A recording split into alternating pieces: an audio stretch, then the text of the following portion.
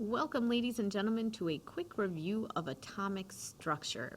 This will help us be able to better understand what's happening when radioactive decay occurs. So as we think about how half-lives are related to the process of radioactive decay, it is important to have an understanding of how atoms are made up. So the proton in an atom is in the nucleus. It is a positive charge and a mass of 1 atomic mass unit.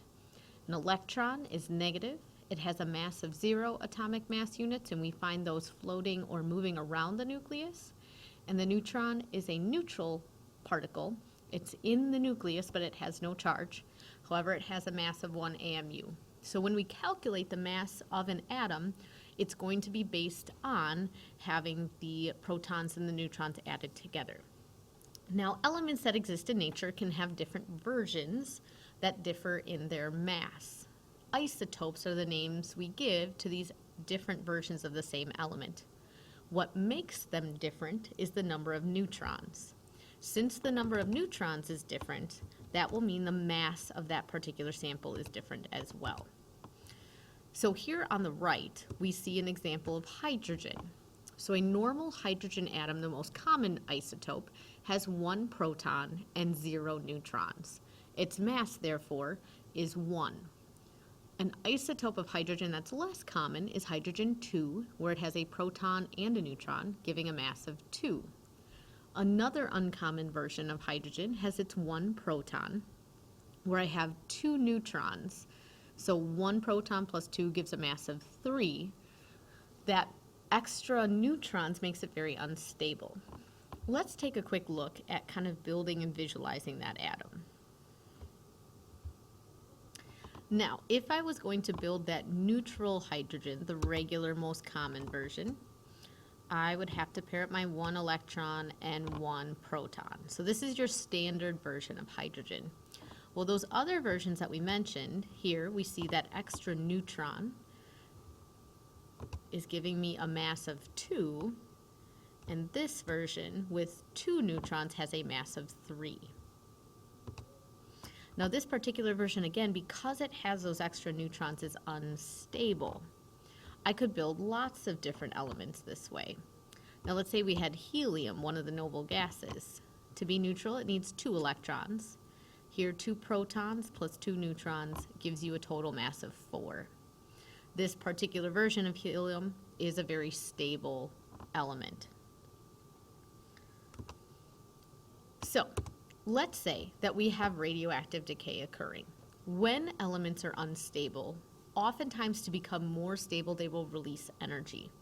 In this particular version of radioactive decay, one of the neutrons in hydrogen-3 becomes a proton and releases energy in the process. In order to convert that neutron to a proton, I have to release that energy. That's what's decaying.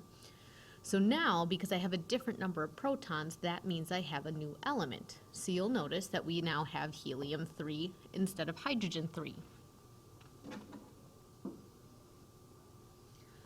The number of particles that had a mass of 1 is the same, but what kind of particles they are now is in a little bit different proportion. We can track how many of each kind of element we have, so we can look at ratios of what kinds of elements are present in a sample. Now, a half-life is our way to track how much sample is left. We have identified the half-life of many different types of radioactive elements. Over time, that decay process will occur to make the parent materials, which are unstable, become daughter materials, which are more stable. The time it takes for 50% of the sample to go through that conversion process is called the half-life. So whatever sample I have, each element has a different half-life for it. It does not matter how many atoms I have in the sample, it's all based on 50% of it breaking down and decaying. So we'll notice here, for uranium-235, the half-life is 0.704 billion years.